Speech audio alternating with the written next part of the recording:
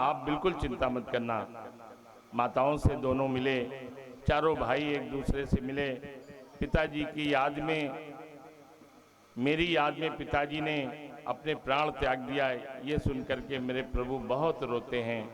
राम जी को रोता देख करके सब लोग रो रहे हैं।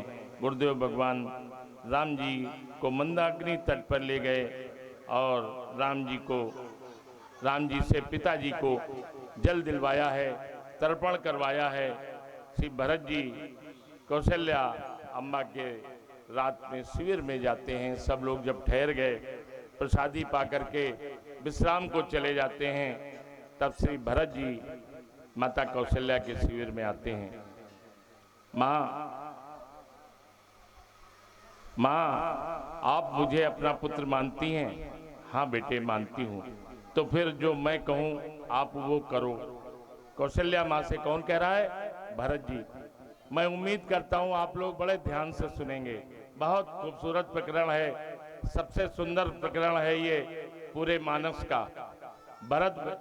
भरत भैया के जैसा कोई धर्मात्मा आज तक नहीं हुआ। जिसको भगवान सबसे ज्यादा चाहते हैं उसकी क्या कही जाए, उसका नाम ही सर्वोपरि है।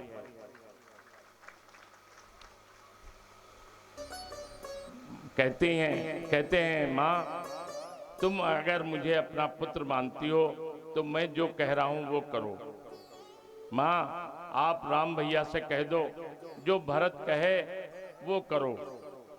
परंतु बेटे, अगर यही बात राम ने भी कही कि तुम मुझे अगर अपना पुत्र मानती हो तो मेरी बात का समर्थन करो, तब मैं क्या करूंगी बेटे? दो पुत्रों के बीच में बची ये माँ किसका साथ देगी? माँ, जिसकी बात आपको न्याय संगत लगे और जो न्यायपूर्वक हो, जिसकी बात आपको अच्छी लगे, अच्छी लगना अलग बात है और न्याय संगत दूसरी बात है बेटे। अच्छा माँ, एक बात बताओ, आज की सभा में जो हमने कहा क्या उसमें से कुछ गलत था?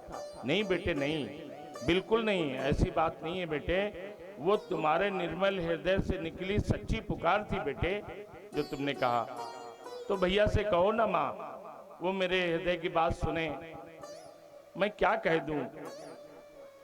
दूं बेटे? मैं ये कह दूं उससे अपने धर्म का मार्ग छोड़ दे वो? मैं क्या उससे ये कह दूं कि अपने धर्म का मार्ग छोड़ दे? क्या मैं उसे अधर्म करने को कह दूं बेटे? भरत, तुम दोनों भाइयों का धर्म युद्ध देख करके मैं बड़ी भाव विभोर हो रही थी। एक ओर भावना, दूसरी ओर कर्तव्य। तुम्हारी भावना का प्रवाह इतना प्रबल था कि साधारण मानव तो क्या, गुरु वशिष्ठ जी एक बार उसमें बह गए। परंतु बेटे, राम उस कर्तव्य निष्ठा, उस चट्टान की